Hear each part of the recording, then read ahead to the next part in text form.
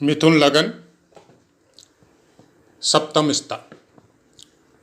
जय माता की मित्रों, आज मिथुन लगन में बुध देव को सप्तम स्थान में प्लेसमेंट करवा के उसके फलों को जानने की कोशिश करते हैं।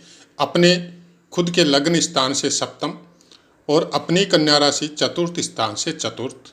यहाँ पे बैठा हुआ बुध आपको अपने स्वास्थ्य के प्रति, अपनी धन संपत्ति और फिक्स असेट्स के प्रति, माता के प्रति और जहाँ बैठा हुआ है वहाँ पत्नी का स्थान, व्यापार का स्थान, इन सब चीज़ों के लिए बहुत अच्छे कारकत्व लेके आपको व्यापार के लिए, आपको अपने स्वास्थ्य के लिए और आपको अपनी फिक्स असेट्स, जमीन जायदाद और लग्जरी लाइफ के लिए बहुत अच्छे फल प्रदान करता है। बुध सप्तम स्थान में मिथुन राशि वालों के लिए धनु राशि में विराजमान होंगे, तो उसके लिए आपको धनु राशि मतलब गुरुदेव का प्लेसमेंट देखना बहुत जरूरी है। लेकिन केंद्र स्थान, दो केंद्र और एक लग्नाधिपति जब आपके सप्तम स्थान में विराजित होते हैं तो इसमें कोई शक नहीं है, बहुत अच्छे फल प्रदान करते हैं। और बुद्धि के मामले में, दिमाग के मामले में आदमी की बुद्धि बहुत तीव्र होती है। नॉर्मली ऐसे इंसान व्यापारी होते हैं, पार्टनरशिप का व्यापार कर सकते हैं या फिर अपना अलोन व्यापार भी कर सकते हैं। दोनों के लिए यहाँ पे बुध देव अच्छे फल प्राप्त करवाते हैं, बशर्ते यहाँ पे कोई भी क्रूर या पापी ग्रह की दृष्टि या युति इनके साथ नहीं हो। नहीं तो फलों में परिवर्तन, जैसा कि आप सब ज्योतिष के मामले में अगर जानकार है तो आप जानते हैं वैसा कुछ होता है। फलों में परिवर्तन तो नवमांस के अनुसार भी हो सकता है, लेकिन प्रथम दृष्टया जब हम लोग कुंडली, लग्न कुंडली किसी की देखते हैं और जब देखते हैं कि बुध देव स्वतंत्र प्रभार लेके सप्तम स्थान में विराजित है तो ऐसे इंसान की बुद्धि तीव्र होती है, क्योंकि अपने ही लग्न को जब ये पूर्ण दृष्टि से देखेंगे तो लग्न के लिए बहुत अच्छे फल प्राप्त करवाते हैं। और फिर वहाँ से ये चतुर्थ स्थान, अपनी राशि जो इनसे दसम पड़ती है, वहाँ के लिए भी, जैसे जमीन से संबंधित कोई काम हो, किसान वगैरह से संबंधित कोई काम हो, खेतीबाड़ी से संबंधित कोई काम हो, या फिर उन्हीं से कनेक्टेड जो उपज होती है, कंस्ट्रक्शन का काम हो सकता है, उस तरह का कोई व्यापार इनके साथ हो सकता है, या उस तरह का व्यापार ये करते हुए हो सकते हैं, तो उसको नई ऊंचाइयों पर ले जाने की कुछ तो क्षमता इनके अंदर होती है। और फिर आफ्टर मैरिज, शादी के बाद भी इनका भाग्योदय अच्छी क्वांटिटी में होता है और पत्नी बहुत अच्छी मिलती है, समझदार मिलती है। ऐसा इंसान अपनी लाइफ को अपनी पत्नी के साथ बहुत अच्छी तरह निर्वाध रूप से प्राप्त करके और बहुत अच्छा जीवन जीने की प्रेरणा या जीने की क्वालिटी ऐसे इंसानों के अंदर होती है। हाँ, प्राय कर बुध देव सूर्य, मंगल या शुक्र के साथ होते हैं तब फलों में थोड़ा परिवर्तन आ सकता है। वो संपूर्ण ग्रहों का अध्ययन करने के बाद में पता चलता है, लेकिन बुध देव का फल यहाँ पे प्राय कर नॉर्मली अच्छा प्राप्त आपको होता है। मंत्र विज्ञान से संबंधित, शास्त्रों से संबंधित या अच्छी शिक्षा से संबंधित, प्रेजेंस ऑफ माइंड से संबंधित, दोनों का जो ट्यूनिंग होता है हस्बैंड वाइफ का, सप्तम स्थान को अस्त स्थान भी कहते हैं। तो सप्तम स्थान जब भी पूर्व क्षितिज में जो राशि विद्यमान होती है और जब सूर्य अस्त होता है तब जो राशि रहती है वो सप्तम स्थान रहता है किसी भी लग्न कुंडली के लिए। तो सप्तम स्थान में जब कोई ग्रह जब विराजित होता है, और प्राय कर सौम्य ग्रह या शुभ ग्रह, तब उनके अंदर या उस जातक के अंदर या उसकी पत्नी के अंदर अच्छे गुणों की भरमार रहती है और परिवार को पालने के लिए, समाज में जीने के लिए, भौतिक संसाधनों के लिए और अपनी जो पारिवारिक लाइफ है या पत्नी के साथ जो लाइफ है उसके विषय में हम लोग ये बोल सकते हैं कि दोनों का ट्यूनिंग बहुत अच्छा होता है, दोनों का दिमाग एक दूसरे से कनेक्ट होता है। ऐसे जिस भी जातक के सप्तम स्थान में जब बुध विराजमान होता है मिथुन लग्न वालों के लिए, तो वहाँ पे उनको पत्नी समझदार मिलती है और दिमाग के मामले में, बुद्धि के मामले में उन्हीं के समकक्ष या उनसे ज़्यादा प्राप्त हो सकती है। वो आपको हर समय हर चीज़ में आपको गाइड करेगी, आपकी हेल्प करेगी, आपकी बातों को समझने वाली रहेगी, आपकी इच्छाओं को पूर्ति करने में बहुत ही सहायक और सिद्ध होगी। सप्तम स्थान में जब धनु राशि पे विराजमान होता है तो कुछ फल ऐसा भी आता है कि धनु राशि का अपना स्वभाव है, उसके अनुसार भी फल आता है। आदमी व्यर्थ की बातों में अपना समय नष्ट नहीं करता है और जो सही बात है, जो पिन पॉइंट व्यापार के सिलसिले में जब देखा जाता है तो ऐसा आदमी व्यापार के सिलसिले में एकदम जो एक्चुअल थिंक है उसको पकड़ता है, उसको कैच करता है और उसी के अनुसार अपने व्यापार को आगे बढ़ाता है। दिमाग के मामले में बहुत स्ट्रोंग होता है। आने वाले समय को समय से पहले प्रिडिक्ट करने की क्षमता ऐसे इंसानों के अंदर हो सकती है। जब नक्षत्रों की बात करते हैं तो मूल नक्षत्र के चारों चरण धनु राशि के अंतर्गत आते हैं और उसके बाद में पूर्वाषाढ़ा के चारों चरण वो भी धनु राशि के अंतर्गत आते हैं। फिर उत्तराषाढ़ा का एक चरण पहला वो भी धनु राशि के अंतर्गत आते हैं। मूल राशि का स्वामित्व केतु देव के पास है, पूर्वाषाढ़ा का शुक्र देव के पास है और उत्तराषाढ़ा का सूर्य देव के पास है। अब आपको ये देखना पड़ेगा कि आपकी जन्मपत्री में केतु कहाँ विराजमान है, शुक्र कहाँ विराजमान है और सूर्य कहाँ विराजमान है। तो उसके फलों का भी यहाँ पे बुध देव जो प्लेस हुए हैं उनके ऊपर गहरा असर पड़ता है। आदमी का व्यापार या आदमी से पत्नी की ट्यूनिंग में इन चीज़ों को समझने के लिए बहुत हेल्प मिलती है। अब प्रायकर क्या होता है कि हम लोग जब लग्न कुंडली देखते हैं तो किसी भी ग्रह को देख के प्रथम दृष्टया अपने को लगता है कि बहुत अच्छा फल प्राप्त होगा, क्योंकि एक तो लग्नाधीश है, दूसरा चतुर्देश सुख के कारक है, सुख स्थान का स्वामित्व इनके पास है, और तीसरा बुध अपने आप में पांडित्य का कारक है। कर्मकांड का विद्वान हो, ज्योतिष का विद्वान हो, हाई लेवल की शिक्षा का कनेक्शन हो, बुद्धि के मामले में, तो ये सब चीज़ों का जब कारकत्व लेके बुध सप्तम स्थान में बैठता है तो बहुत ही अच्छे स्टैंडर्ड का व्यापारी इंसान को बनाता है। ये एकदम सही बात है। लेकिन जब नक्षत्रों की बातें करते हैं तो नक्षत्र किस तरह से फलीभूत होंगे, चाहे मूल नक्षत्र हो, चाहे पूर्वाषाढ़ा हो, चाहे उत्तराषाढ़ा हो, इन नक्षत्रों के विषय में बहुत से पाठ, मतलब इवन एक एक ग्रह का प्लेसमेंट का भी जो ज्योतिष के अनुसार पुस्तकों में जो विवरण है वो, और उसके अलावा हम क्या बता सकते हैं वो हमने पूरा डीप में ये सब का एनालिसिस करके आपको बताया हुआ है। तो उन सूत्रों को भी लगाने का कोशिश कीजिएगा और नक्षत्रों के विषय में केवल इतना समझने का कोशिश कीजिएगा कि बुध देव यहाँ पे केतु, शुक्र और सूर्य तीनों ही इनके कोई भी दुश्मन नहीं है। बुध देव की दुश्मनी, जिसको ये दुश्मन मानते हैं, वो केवल चंद्रमा है, उनके साथ इनकी मित्रता नहीं है। लेकिन चंद्रमा जो है वो बुध देव को दुश्मन नहीं मानता है। पौराणिक कहानियों के अनुसार उन सब चीज़ों को हम लोग जान सकते हैं। केवल चंद्रमा को छोड़ के बाकी किसी भी ग्रह के साथ बुध देव की शत्रुता नहीं है। हर नक्षत्र में इनका प्रायकर अच्छा फल आपको प्राप्त होता है। लेकिन अब अगर जैसे केतु ही बैठ जाए बुध देव के साथ, तब फिर फलों में पूरा परिवर्तन आ जाएगा, क्योंकि फिर राहु आपके लगन में प्लेस हो जाएंगे। हालांकि यहाँ पे आपको तीक्ष्ण बुद्धि देंगे, बहुत अच्छी बुद्धि आपको प्राप्त करवा सकते हैं, लेकिन कुछ फलों में कम भी कर देंगे और कुछ फलों में बहुत ज़्यादा बढ़ा देंगे। फिर उनका बुद्धि का लेवल थोड़ा अलग लेवल का हो जाता है, क्योंकि किसी भी ग्रह के साथ जब कोई ग्रह प्लेस होता है तो एक दूसरे के स्वभाव को अपने अंदर इनबिल्ट करता है, उसके स्वभाव को वो ग्रहण करता है। जैसे हम लोगों का फ्रेंड सर्कल है और हम लोगों के अंदर जिसकी क्वालिटी सबसे ज़्यादा बढ़िया है दिमाग के मामले में, बात कहने के मामले में, समझाने के मामले में, तब हम लोग क्या होता है कि उसकी बातों को ग्रहण करते हैं।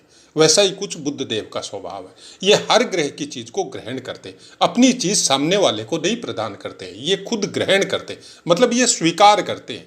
ये अपनी बातों को स्वीकार करवाना इनकी आदत में नहीं है। ये सामने वाले को हमेशा अपने से ऊपर समझते। क्यों? बुध देव को बच्चा बोला जाता है, कुमार अवस्था। और कुमार अवस्था के जो भी ग्रह होते हैं या जो भी इंसान होते हैं या जो बच्चे होते हैं, वो सामने वाले को देख के सीखते हैं, सामने वाले से पूछ के सीखते हैं। चाहे वो माता पिता के रूप में हो सकता है, चाहे गुरु के रूप में हो सकता है, चाहे वेल विशर हो सकता है, चाहे फ्रेंड सर्कल में इनको कोई समझाने वाला या इनकी देखभाल करने वाला हो सकता है।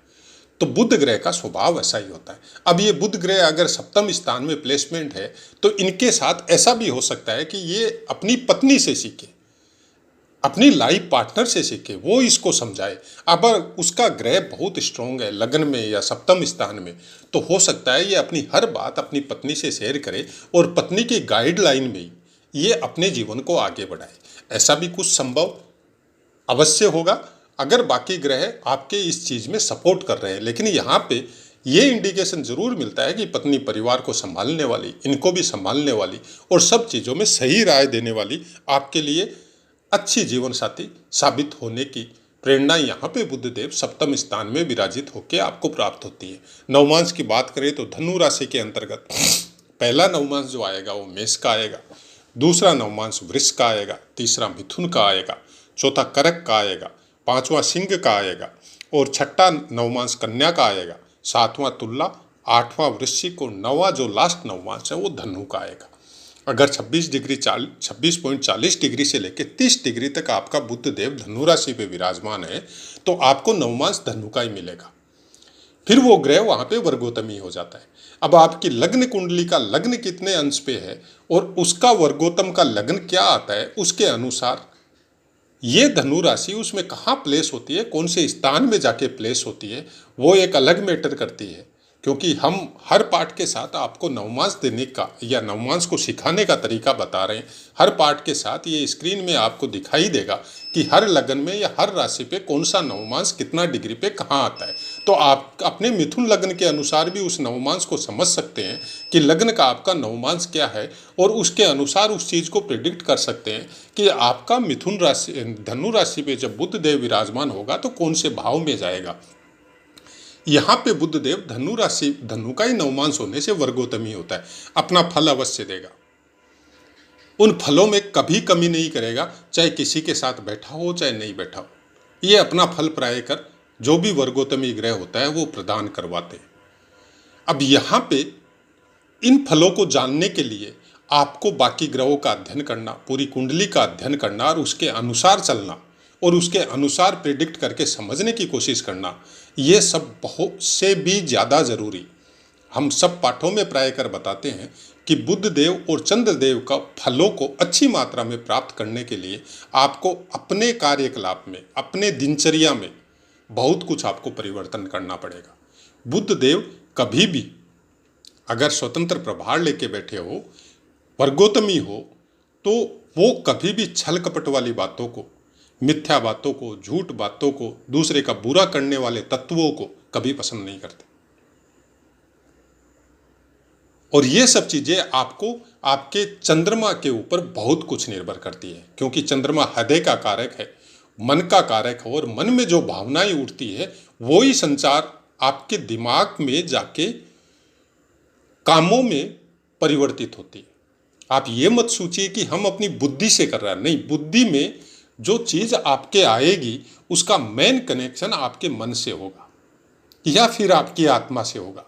अब किसी ने अपने सूर्य तत्व को जागृत कर रखा है तो वो अपने मन को कंट्रोल कर सकता है, और जिसने जागृत नहीं कर रखा है उसका मन कंट्रोल में नहीं रहने की वजह से फिर बाकी ग्रहों को पे भी उसका इफेक्ट आता है, लेकिन बुध देव पे विशेष इफेक्ट आता है। क्योंकि आप अपनी बुद्धि को फिर उन भ्रांतियों में, उन क्रियाकलापों में लगा सकते हैं जिसके द्वारा धीरे धीरे आपका बुध योग कारक होते हुए भी आपको खराब फलों की पुनरावृत्ति करवा सकता है। तो इसी तरह से किसी भी ग्रह को समझने के लिए सबसे पहले आपको अपने चंद्रमा को समझना बहुत ज़्यादा जरूरी है। अगर वीक है कुंडली में चंद्रमा तो फिर सूर्य प्राय कर, जिसकी भी कुंडली में चंद्रमा वीक होता है उसका सूर्य अच्छा होता है। तो आप अपनी प्राण शक्ति को जागृत करने की कोशिश कीजिए और उसके द्वारा अपने मन को कंट्रोल करने की कोशिश कीजिए, तब जाके बाकी ग्रहों का भी इफेक्ट आपके ऊपर बढ़िया होगा और हर चीज़ों में, हर स्ट्रगल में कुछ न कुछ एक अलग लेवल की यात्रा या अलग ऊंचाइयां आप प्राप्त करेंगे। बुध देव के विषय में जब बहुत ज़्यादा मात्रा में अच्छा होता है जिसका भी बुध, चाहे किसी के साथ प्लेस हो चाहे अलोन हो, उनके अंदर बहुत अच्छी क्वालिटी होती है। उनको बच्चे बहुत अच्छे लगते हैं, बच्चों के साथ खेलना बहुत अच्छा लगता है, बच्चों की बातों में रह के और बच्चों के अनुसार बिहेव करना बहुत अच्छा रहता है। ऐसे इंसान बच्चों के साथ, मतलब बच्चे जैसे बिहेव करके और अपने समय को गोल्डन पीरियड समझते हैं, वैसे इंसानों का बुद्ध बहुत अच्छा होता है। नॉर्मली उनका मन भी बहुत अच्छा होता है। और जिनका बुद्ध अलग लेवल में अच्छा है कि ज्ञान के लेवल में, व्यापार के लेवल में, और कुछ इस तरह से अच्छा है कि कुछ घमंड का भी या कुछ प्राउड का भी उनके अंदर कुछ चीज़ें हैं, तो फिर वो ये सब चीज़ों पे ध्यान नहीं देंगे। वो अपने व्यापार में, अपने धन में, अपने काम और भोगों में, वो सब चीज़ों में ध्यान देंगे। बुद्ध हर सेक्टर में आपको चाहिए, आपको व्यापार में भी चाहिए, आपको अपनी इच्छा पूर्ति के लिए भी चाहिए। सामने वाले को नीचा दिखाना है या सामने वाले से दोस्ती करनी है, फ्रेंड सर्कल में बढ़ाना है, आपको सोशल मीडिया में आगे बढ़ना है, तो उस हिसाब से आपको पोस्ट देने के लिए, शब्दों का चयन करने के लिए सब जगह आपको बुद्ध देव की ज़रूरत पड़ती है। ये आपके ऊपर निर्भर है कि आपने अपने बुद्धि के लेवल को किस स्तर पे डेवलप किया है। बहुत सी बातें, कोई आदमी ओरिजिनल सत्य बोल के फेमस होता है, टाइम लग सकता है, लेकिन वो सत्य का पक्ष नहीं छोड़ता। भ्रमित करने वाली जानकारी आपको प्रदान नहीं करता, उसको समय लग सकता है, उसको टाइम लग सकता है सोशल मीडिया में फेमस होने के लिए, लेकिन उसका बुद्ध अच्छा रहता है, उसको उसका खराब इफेक्ट देखने को नहीं मिलता है। लेकिन कई आदमी आप देखते हैं तरह तरह के वीडियो चैनल वगैरह में कि आपको भ्रमित करने वाली जानकारी या इस तरह की जानकारी जो मैक्सिमम लोगों को अच्छी लगे, जिनका सत्यता से कहीं पे भी कोई लेना देना नहीं हो, और वो आदमी जल्दी फेमस हो गया। लेकिन आप शायद ये चीज़ गौर नहीं करते हैं कि जो जितना ज़्यादा जल्दी फेमस होके नई ऊंचाई प्राप्त करता है, कुछ न कुछ उसके साथ वो कमी भी जुड़ी हुई रहती है जो आप और हमको नज़र नहीं आती। उनकी अपनी लाइफ में क्या क्या चेंजेज उनके साथ हो गया, वो भ्रमित वाली जानकारी देते देते खुद कितने भ्रमित हो गए, परिवार में कितने उनके एरो के द्वारा कितने बच्चे भ्रमित हो गए, वो आपको और हमको पता नहीं चलता है। इसलिए बोला जाता है कि बुद्ध देव को ज्योतिष के साथ भी जोड़ा जाता है और कन्फर्म जोड़ा जाता है, क्योंकि बुद्ध देव पांडित्य के कारक है। जिसका बुद्ध अच्छा होगा उसकी बुद्धि का लेवल शब्दों को समझने में, योगों को समझने में, ज्योतिष को समझने में बहुत फास्ट होगा, फॉरवर्ड होगा। लेकिन कौन सी जगह में फॉरवर्ड होगा, वो भ्रमित वाली जानकारी को समझ के आपको समझाने की कोशिश करेगा, या वो सही जानकारी प्राप्त करेगा और सही से आपको समझाने की कोशिश करेगा, आपको बिना मतलब में अपने फायदे के लिए आपको भ्रमित नहीं करेगा। अलग अलग लेवल है और दोनों को हम लोग डेवलप करते हैं, खुद बुद्ध देव नहीं करते। बुद्ध देव तो निष्कलंक और निष्कपट है, ये किसी के साथ कोई छल पूर्ण व्यवहार या बर्ताव नहीं करते। वो कार्य हम लोग करते हैं, अपने मन के द्वारा करते हैं। और जब मन का तार अच्छे बुद्ध के साथ गलत तरीके से जुड़ता है, तब फिर भ्रमित होने वाली पोस्ट या भ्रमित होने वाली जानकारी या आपको भ्रमित करने वाली जानकारी अपने शब्दों के द्वारा हम लोग एक दूसरे को प्रदान करते हैं। और फिर उसी पे आपको टिका के रखने के लिए कई तरह की और भ्रमित जानकारियाँ आपको देते देते जो देने वाला है वो खुद भी एक समय ऐसा आता है कि वो खुद भी भ्रमित हो जाता है। तो ऐसा ही कुछ ग्रहों को समझने के लिए हमारा कुछ तरीका इसी तरह का है। आप किस लेवल पे समझते हैं, किस तरह से समझते हैं, यह आपके अपने ऊपर है। हाँ, ज्योतिष एक ऐसा सब्जेक्ट है, अगर आप सही तरीके से इसको समझने की कोशिश करेंगे और सही तरीके से सीखने की कोशिश करेंगे, जो कि इस चैनल का भी मकसद है, तो आप भविष्य अपना क्या होगा उसको जानने में नहीं जाएंगे। आप अपनी यात्रा को उस लेवल पे लेके जाएंगे कि भविष्य अलग है और हमारी यात्रा अलग भविष्य का निर्माण करने के लिए चल रही है, जो आज नहीं कल हम प्राप्त करेंगे। ज्योतिष उसको इंडिकेट करता है। ज्योतिष आपको एक नए संसार में, नए लोक में प्रवेश करवाता है, और उसके लिए बुद्ध देव अच्छा होना हर इंसान, हर ज्योतिषी के लिए बहुत ज़्यादा जरूरी है, क्योंकि बुद्धि प्रदाता बुद्ध देव है और ज्ञान के प्रदाता गुरुदेव है। जब बुद्ध देव अच्छी मात्रा में आपके यहाँ डेवलप होता है, आपकी जन्मपुत्री में या आपके शरीर या दिमाग में, तब फिर गुरु का ज्ञान भी अपने आप में एक अच्छी क्वालिटी लेके धीरे धीरे अपने ओज और अपने प्रभाव को आपको देना चालू कर देता है। तो ज्योतिष के विषय में हम कुछ ऐसा ही समझते हैं। अब अपनी वाणी को विराम देते हैं, आपसे आज्ञा लेते हैं। जय माता।